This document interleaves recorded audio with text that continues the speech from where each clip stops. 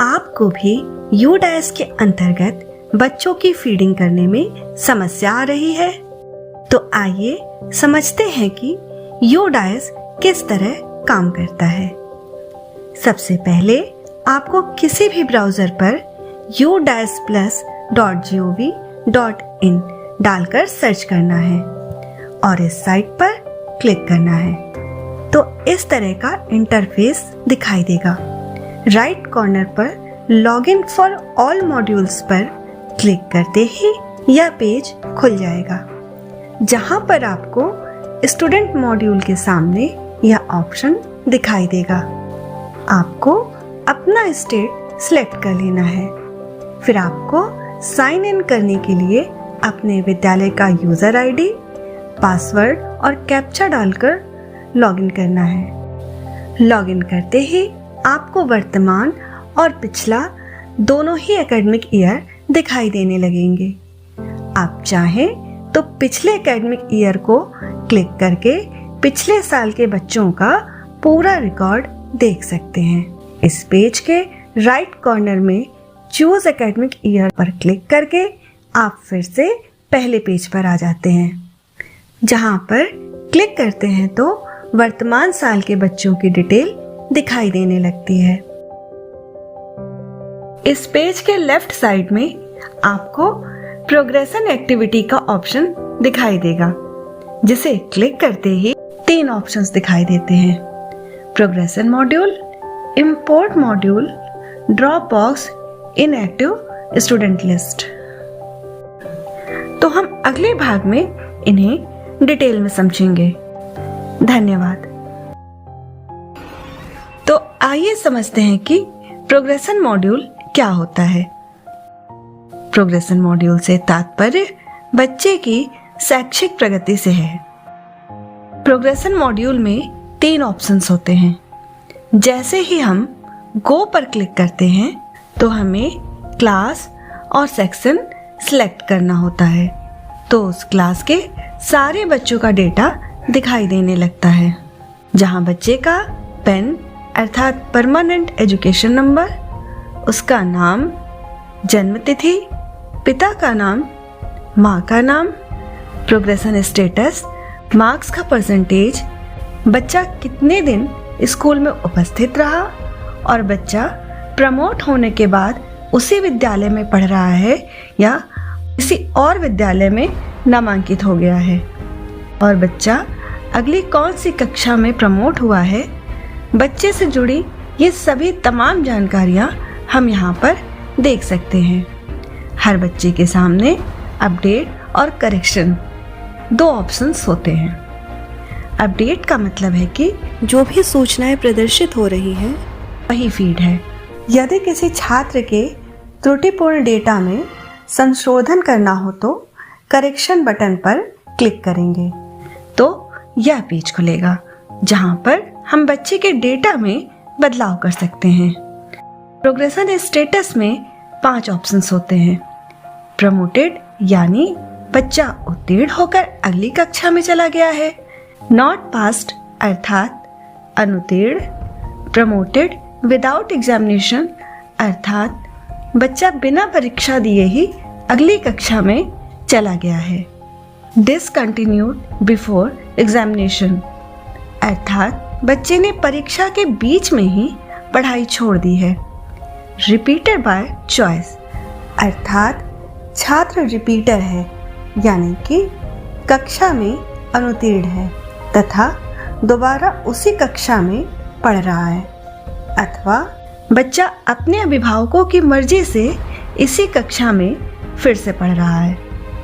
यहाँ पर बच्चे के टोटल मार्क्स का परसेंटेज लिखा जाएगा और यहाँ पर बच्चे के पूरे वर्ष में विद्यालय में उपस्थित दिनों की संख्या लिखी जाएगी। स्कूलिंग स्टेटस में अगर बच्चा उसी स्कूल में पढ़ रहा है तो हम स्टडिंग इन सेम स्कूल पर क्लिक करेंगे, और अगर बच्चे ने किसी दूसरे स्कूल में एडमिशन ले लिया है तो हम दूसरा ऑप्शन सिलेक्ट करेंगे। यहाँ बच्चे का सेक्शन लिखा जाएगा। बच्चा अगली कौन सी क्लास में प्रमोट हुआ वह अपने आप ही फीड हो जाएगा। और लास्ट में अपडेट बटन पर क्लिक करते ही छात्र का संशोधित डेटा पोर्टल पर सेव हो जाएगा। राइट कॉर्नर से बैक पर क्लिक करके हम फिर से पहले पेज पर आ जाएंगे।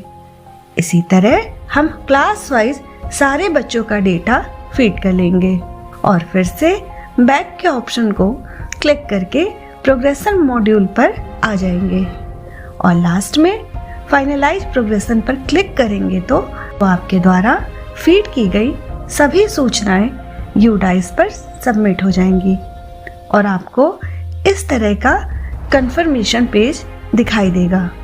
आप चाहें तो व्यू समरी पर क्लिक करके अपने विद्यालय के सभी बच्चों के डेटा की फाइनल रिपोर्ट एक साथ देख सकते हैं।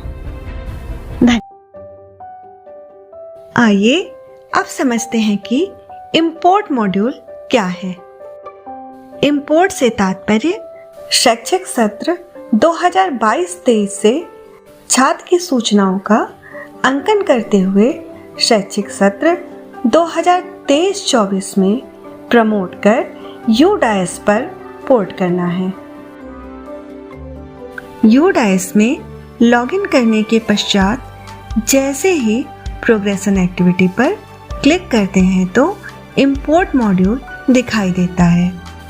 गो पर क्लिक करने पर दो ऑप्शंस आते हैं, with in state, outside state. इस पेज के लेफ्ट साइड में इंपोर्ट मॉड्यूल पर क्लिक करने पर भी यही ऑप्शंस दिखाई देंगे। अगर बच्चा उसी स्टेट का है तो गो पर क्लिक करने पर पहले आपको बच्चे का पेन अर्थात परमानेंट एजुकेशन नंबर और बच्चे का डेट ऑफ बर्थ अर्थात उसकी जन्म तिथि डालनी होगी। इसके लिए सबसे पहले बच्चे के जन्म का वर्ष, फिर माह और फिर तारीख इस तरह से फीड करेंगे। अगर आपको बच्चे का पैन नंबर नहीं पता है तो आप उसे यहाँ से डायरेक्ट भी सर्च कर सकते हैं, जिसके लिए आपको बच्चे की आधार संख्या तथा विद्यालय के नामांकन रजिस्टर में अंकित जन्म तिथि को यहाँ पर डालना होगा। फिर भी यदि किसी बच्चे का पेन नहीं पता चल पा रहा है तो ब्लॉक स्तर से उसकी जन्म तिथि पता की जा सकती है। साथ ही यदि किसी छात्र की जन्म तिथि या कक्षा यूडाइस पोर्टल पर गलत फीड है तो उसे भी ब्लॉक या डिस्ट्रिक्ट स्तर पर सही किया जा सकता है। और जब गो पर क्लिक करेंगे तो बच्चे का नामांकन आपके विद्यालय में हो जाएगा, अर्थात बच्चा आपके विद्यालय में इंपोर्ट हो जाएगा।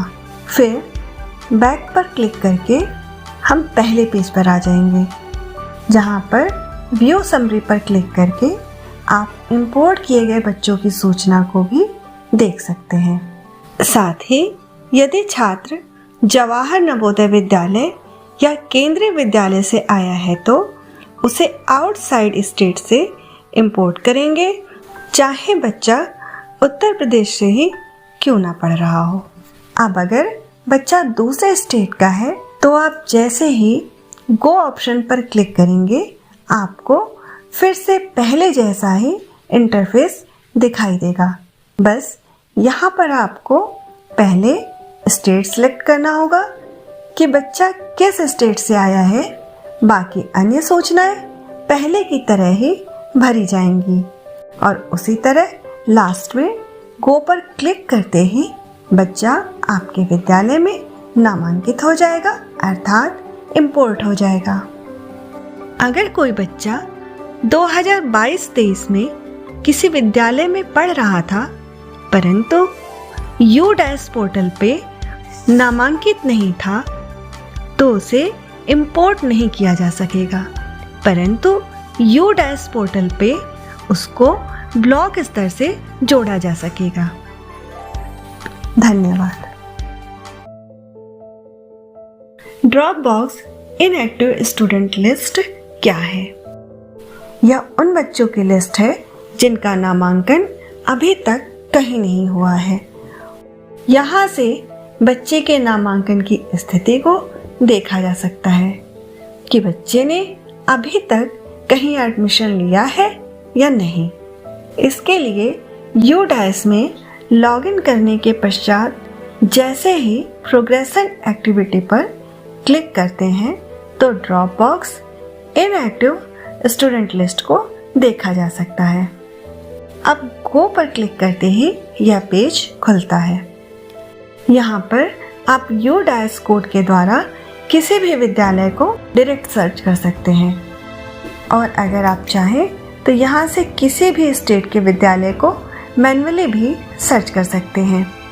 इसके लिए आपको पहले स्टेट, डिस्ट्रिक्ट, ब्लॉक, फिर विद्यालय को मैन्युअली फीड करना होगा। तो इस तरह आप उस विद्यालय के बच्चों के डेटा को देख सकते हैं। इस लिस्ट में आपके विद्यालय के वो बच्चे हैं जिन्होंने या तो आपके विद्यालय में उच्चतम कक्षा तक अपनी पढ़ाई पूरी कर ली है या अपनी पढ़ाई बीच में ही छोड़ दी है। बच्चे का पैन नंबर, नाम, उसके पिता का नाम, माँ का नाम, उसकी पिछली कक्षा तथा एलिजिबल क्लास अर्थात बच्चा अगली कौन सी कक्षा में नामांकित होगा, आधार संख्या आप यहाँ पर देख सकते हैं।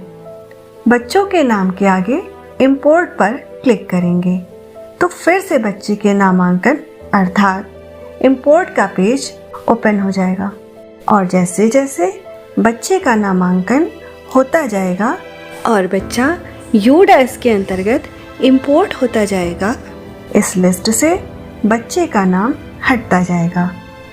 बच्चे ने आपके विद्यालय से निकलकर किसी और विद्यालय में एडमिशन लिया है या नहीं, इसका डेटा भी आप देख सकते हैं। इसके लिए जब आप प्रोग्रेशन मॉड्यूल में व्यू समरी पर क्लिक करेंगे तो आप देखेंगे कि स्कूलिंग स्टेटस के अंतर्गत जिन बच्चों के सामने लेफ्ट स्कूल विद TC और विदाउट TC अंकित है, ये वो बच्चे हैं जिन्होंने TC लेकर या बिना TC लिए विद्यालय छोड़ दिया है। और स्कूल कॉन्टैक्ट डिटेल्स पर क्लिक करके आप यह देख सकते हैं कि बच्चे ने इस विद्यालय से पढ़ाई छोड़ने के बाद किसी और विद्यालय में एडमिशन लिया है या नहीं। जैसे कि हिमांशु नाम के बच्चे की डिटेल अगर आप देखें तो अभी भी इसके UDAS कोड और स्कूल के नाम के आगे ड्रॉप बॉक्स लिखा है। इसका मतलब है कि इस बच्चे का नामांकन अभी तक कहीं नहीं हुआ है और आप इसे ड्रॉप बॉक्स में भी देख सकते हैं। जबकि तृप्ति नाम के बच्चे की डिटेल्स देखें तो UDAS कोड तथा विद्यालय का नाम अंकित है। इसका मतलब है कि इस बच्चे का नामांकन इस विद्यालय में हो चुका है और अब इस बच्चे का नाम ड्रॉप बॉक्स लिस्ट में नहीं दिखाई देगा। तो हम कह सकते हैं कि आपके विद्यालय से पढ़ाई छोड़ने के बाद जब तक उस बच्चे का नामांकन किसी और विद्यालय में नहीं हो जाता तब तक बच्चे का नाम ड्रॉप बॉक्स की लिस्ट में ही दिखाई देगा। इस तरह आप ड्रॉप आउट बच्चों का रिकॉर्ड भी सुरक्षित रख सकते हैं।